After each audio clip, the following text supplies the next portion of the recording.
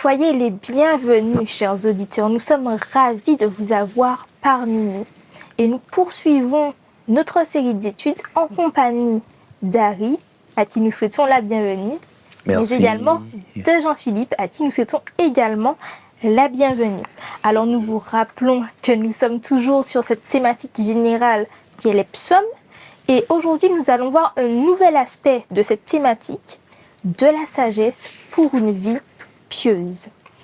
Alors souvent, lorsqu'il s'agit de sagesse, l'image qui est renvoyée est celle d'une personne âgée, d'un aîné. Pour quelle raison? Souvent, on pense que l'âge, avec l'âge vient l'expérience, la connaissance pratique, connaissance des choses. D'ailleurs, dans notre compréhension commune aujourd'hui, la sagesse est souvent fait référence à la possession d'expertise, soit dans un domaine ou pratique, ou alors la vie, le domaine de la vie.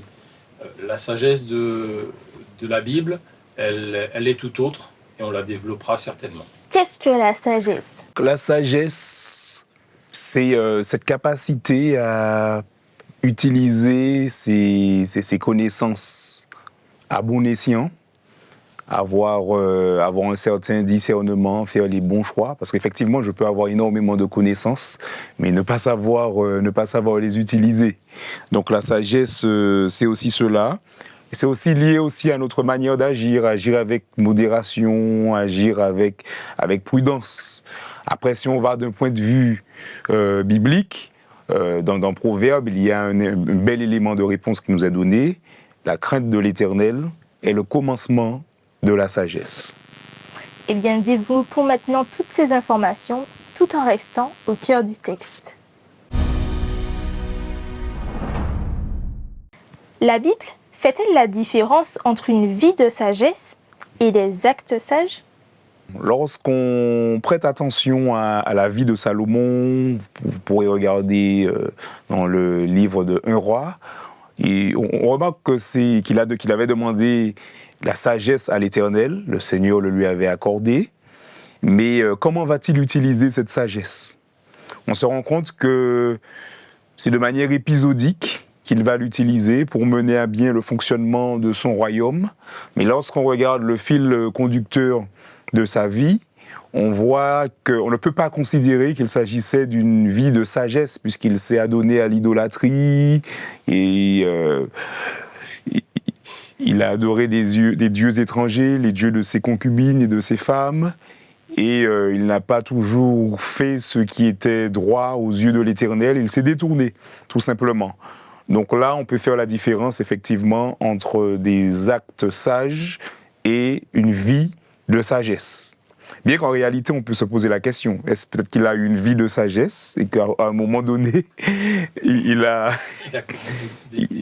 s'est détourné, tout simplement. Le psaume 111 au verset 10, nous avons cité ce verset aussi, tout à l'heure, affirme que la crainte de l'Éternel est le commencement de la sagesse.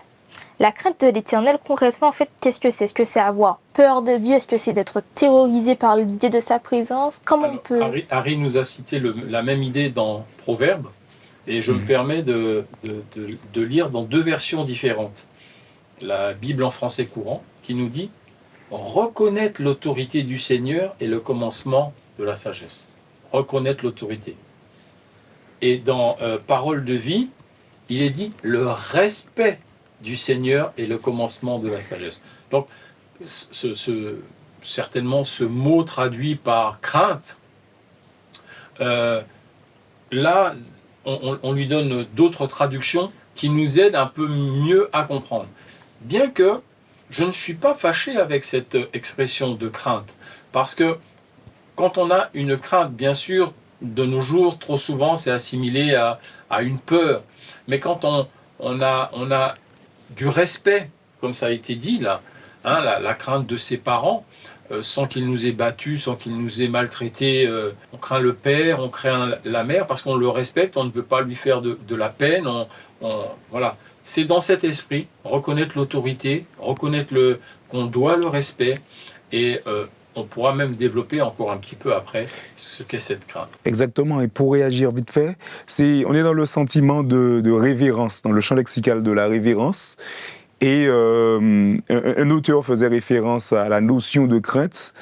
Et dans l'élément qu'il apportait, il disait ceci, que la crainte, c'est avoir justement le sentiment ou avoir la pleine conscience d'être regardé par Dieu. Et effectivement, lorsqu'on a la pleine conscience d'être regardé par Dieu, cela influence nos actions.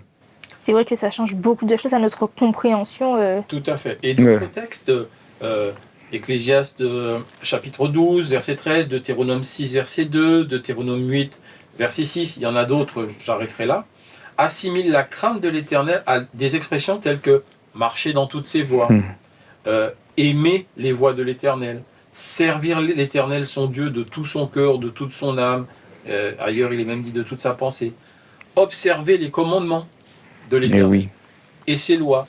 Tout cela, c'est la crainte de l'Éternel. Et ce sont toutes ces choses qui nous amènent à la sagesse, parce qu'en fait, la sagesse, on l'a dit, c'est de la connaissance.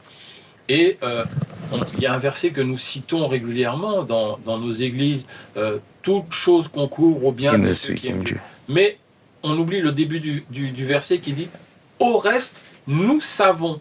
Et comment est-ce que l'on sait les choses? Eh bien, on sait parce qu'on les a pratiquées, parce qu'on les a étudiées, parce qu'on les a vécues, ou on est venu nous dire. C'est comme ça qu'on sait. Et on sait par la pratique, et on devient sage, que toute chose concourt au bien de ceux qui aiment Dieu.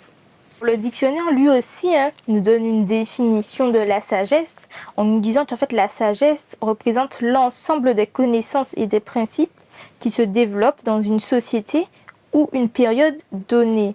Alors, ces deux approches de la sagesse, donc l'approche divine et l'approche humaine, si je puis dire, elles sont divergentes, convergentes, similaires ou pas? Moi, je dis que la compréhension humaine des choses est limitée. L'aspect de la connaissance, cet aspect-là est important. Effectivement, parce que les connaissances représentent quand même un bagage qui nous rend plus à même à être éclairés sur des situations ou sur des faits. Mais je prendrai un exemple qui est simple. J'achète une boîte de Lego, je ne sais pas quoi en faire. C'est comme ce que je disais au début. Effectivement, j'ai beau avoir la connaissance, mais la réalité, la sagesse, c'est de savoir qu'est-ce que je fais de cette connaissance. Est-ce qu'elle me conduira à prendre les bonnes et les meilleures décisions? Et pour revenir avec le passage que nous avons vu, la crainte de l'Éternel, c'est le commencement de la sagesse. C'est le commencement de la sagesse, pourquoi? Parce que si j'ai la crainte de l'Éternel, je serai à même et en mesure de m'inscrire dans un dénouement heureux. C'est-à-dire, j'aurai les éléments nécessaires, de par la parole de Dieu, pour pouvoir me positionner sur ce qui me donnera une fin heureuse. Eh bien, nous parlons de bonheur, et le psaume 119 au verset 1er nous parle en fait du bonheur, mais cette fois-ci qui est lié à l'intégrité, en fait, du fait de marcher selon la loi de l'Éternel. Mais l'intégrité, qu'est-ce que c'est en fait? Alors, l'intégrité, c'est non seulement je marche selon les commandements, on a vu dans le texte que j'ai cité, c'est servir l'Éternel ton Dieu de tout ton cœur, de toute ton âme, observer les commandements de l'Éternel et sa loi. C'est non seulement observer, alors on pourrait dire là, limite intégriste, à force d'observer de manière rigoureuse, intégriste. Mais dans toute l'intégrité, c'est-à-dire de tout son cœur, dans toute la vérité, c'est-à-dire j'exprime, ce qu'il se fait à l'extérieur est une expression de ce que je vis à l'intérieur. Intègre, je suis intègre. Quand un bâtiment a été soumis à un tremblement, eh bien on vérifie son intégrité structurelle. Est-ce que ça a bougé? Parce que les murs ont beau avoir l'air droit, mais est-ce qu'à l'intérieur il n'y a pas une fissure, il n'y a pas quelque chose? Eh bien, là, l'intégrité dont il est fait mention, c'est non seulement suivre exactement les commandements et les lois de Dieu, mais pas de manière intégriste, de manière légaliste, mais de manière intègre, c'est-à-dire de tout mon cœur, de toute mon âme, de toute ma À pensée. penser.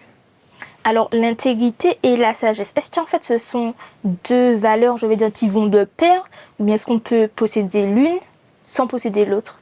Effectivement, Jean-Philippe l'a bien dit, la notion d'intégrité, c'est une certaine fermeté par rapport à ce qui est juste. Après, si on reste dans une perspective générale du mot intégrité, je dirais qu'on peut avoir de l'intégrité sans avoir la sagesse, parce que notre intégrité, on peut l'orienter dans des mauvaises choses. Il y a des gens qui sont intègres dans la bêtise, hein. Dans la fête, ou enfin dans d'autres choses, en tout cas, d'autres choses qui malheureusement qui peuvent s'avérer néfastes pour leur bien-être. Donc, au fait, où j'oriente mon intégrité? Il y en a d'autres qui sont intègres dans des choses assez intellectuelles, mais qui ne sont pas pour autant la vérité. Donc, pour que les deux aillent de pair, il faudrait les rassembler, en tout cas dans ce que la Bible nous propose. En tout cas, c'est ce que je crois, c'est ce que je vois. Et l'intégrité et la sagesse vont de pair lorsqu'on marche dans le projet de Dieu pour nous.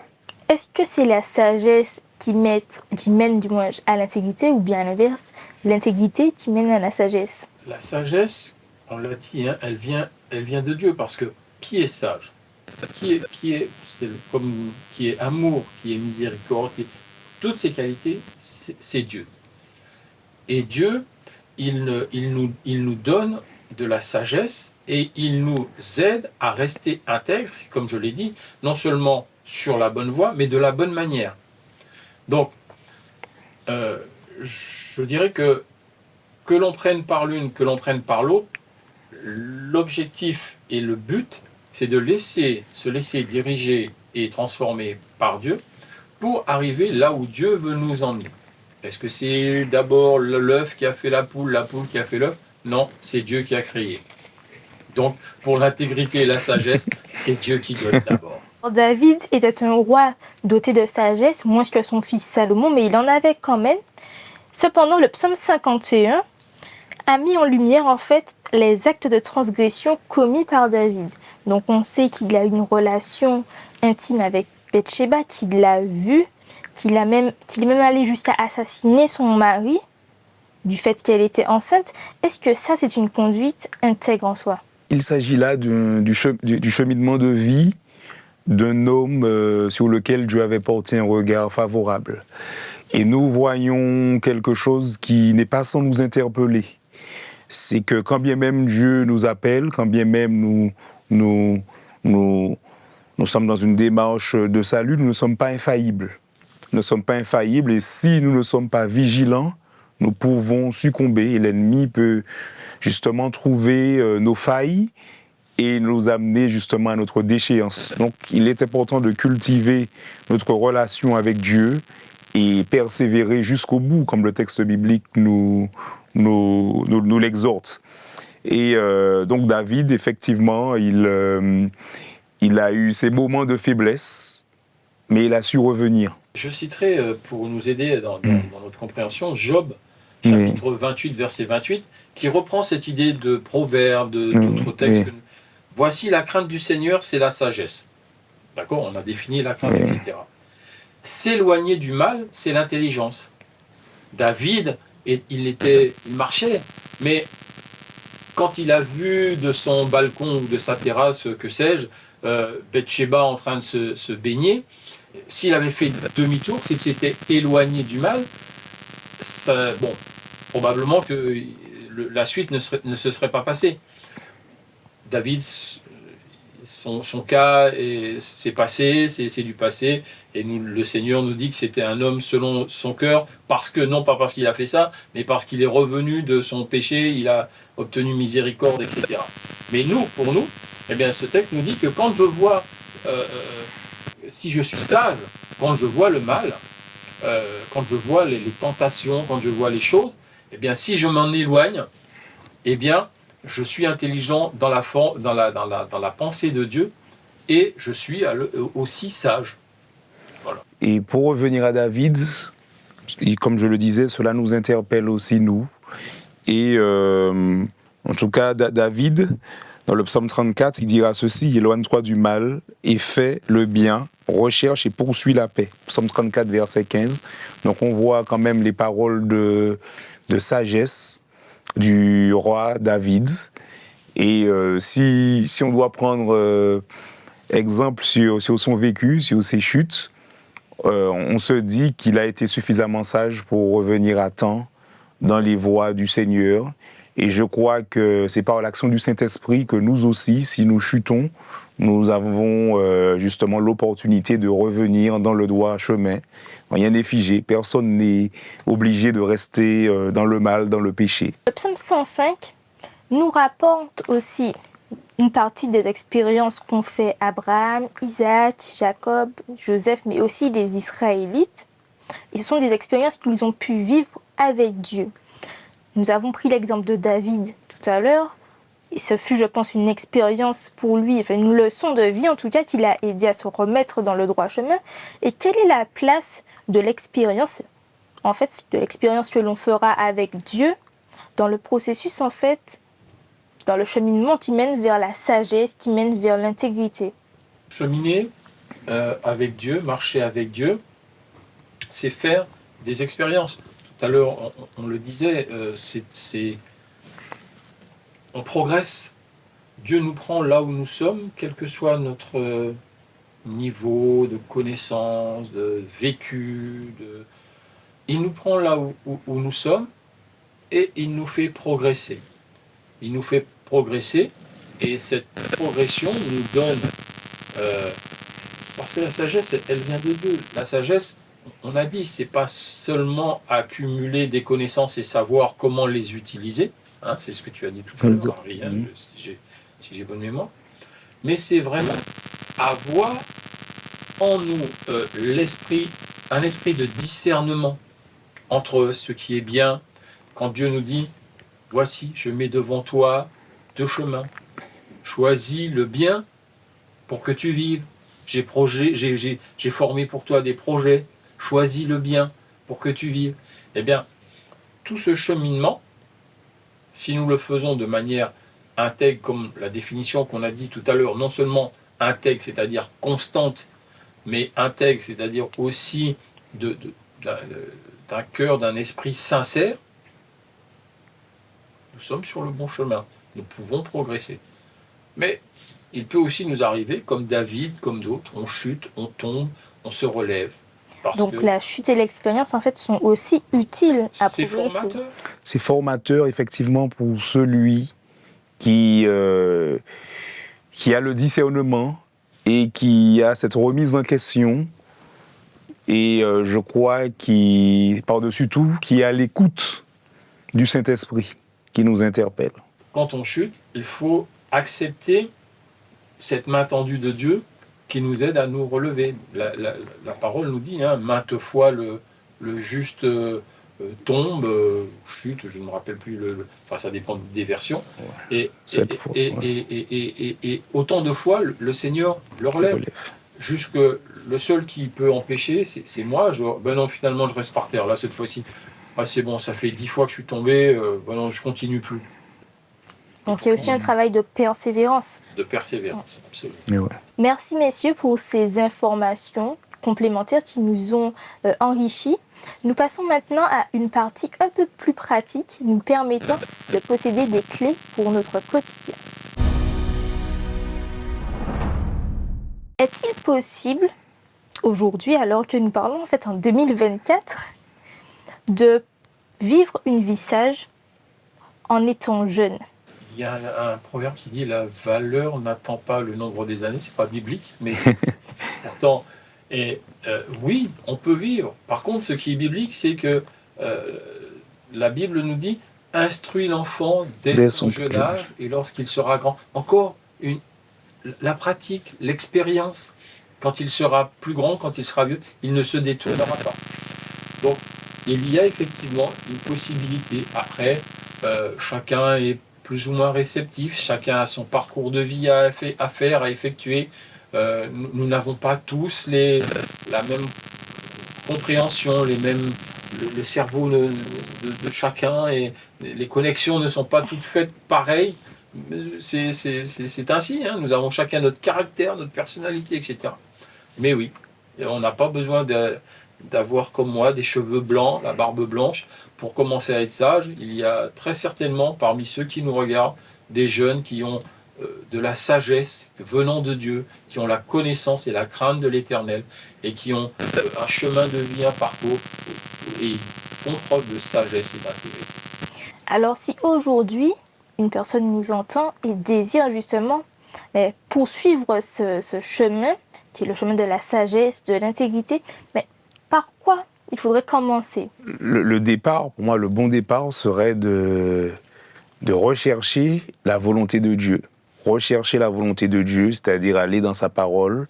La question qu'on doit se poser, c'est comment je nourris mes pensées et quel est l'état de ma relation avec Dieu. Et plus on est dans cette quête, plus on est dans cette optique de ressembler à Dieu et de faire ce qui est juste, et plus, je crois, on sera dans le processus de la sagesse. On n'est pas parfait, mais on aura le juste guide, on aura la parole de Dieu qui sera là pour nous orienter dans le droit chemin et dans ce qu'il y a de juste. C'est-à-dire que cette sagesse, c'est savoir peser le pour et le contre. C'est savoir se regarder en face, regarder sa vie et dire où j'en suis par rapport à ce que Dieu attend de moi. Et je crois qu'on n'a pas besoin d'avoir des cheveux blancs pour être dans cet état d'esprit. Choisir de s'efforcer à vivre comme Dieu le souhaite, est-ce qu'en fait on peut être sûr que ce chemin va nous procurer le bonheur? Parce que suivre cette voie consiste aussi à délaisser celle que les humains nous proposent. Ce que tu dis, je vais citer un texte, j'invite, parce que c'est assez long, ça se trouve dans 1 Corinthiens 1, c'est la deuxième partie qui commence, enfin même une troisième partie, je crois que ça commence au verset 17, où justement le texte nous dit que la folie de Dieu est plus sage que la sagesse des hommes, et que Dieu ne choisit pas ceux qu'on nous regardons comme étant sages aux yeux des hommes, c'est-à-dire qui ont un savoir, qui ont une connaissance, voilà. Et Dieu nous accompagne, et si on marche avec lui, peut-être des choses qui nous semblent folles pour nous, qui nous semblent c'est pas logique pour ma carrière, pour mon plan de vie, des choses comme ça. Mais c'est la sagesse de Dieu, c'est le chemin qu'il souhaite que tu prennes, que je prenne, que nous prenions. Il est différent, c'est pas le même pour tout le monde. Mais l'objectif, tout au bout, on va tous se retrouver. Et merci, messieurs, pour cet échange, pour ces clés apportées. Pour conclure cette émission, j'aimerais vous poser une dernière question. Est-ce qu'il y a plusieurs façons, je vais dire, d'arriver à la sagesse? Très bonne question. Est-ce qu'il y a plusieurs façons d'arriver à la sagesse? La sagesse, elle peut se... Je pense que la véritable sagesse se trouve dans la parole de Dieu. Donc on peut avoir franchement cette base, la parole de Dieu pour la véritable sagesse. Mais il y a certains qui parviennent à connaître la volonté de Dieu plus dans une perspective intellectuelle. Mais ils sont sincères et Dieu les interpelle ainsi. Mais il y en a d'autres qui ne sont pas forcément dans cette dynamique, mais ils sont peut-être un peu plus ils sont guidés par l'esprit, ou ils sont convaincus directement, par la parole, sans forcément avoir une idée poussée des Écritures, mais ils restent dans cette dynamique. Et donc je vois quand même la différence entre les deux. Eh bien, merci beaucoup Harry, merci beaucoup Jean-Philippe pour cet échange. Nous vous remercions également, monsieur, madame, d'être restés jusqu'à la fin de cette émission et d'avoir partagé ce moment avec nous. Et nous vous disons à la prochaine, mais n'hésitez surtout pas à liker et à partager cette vidéo.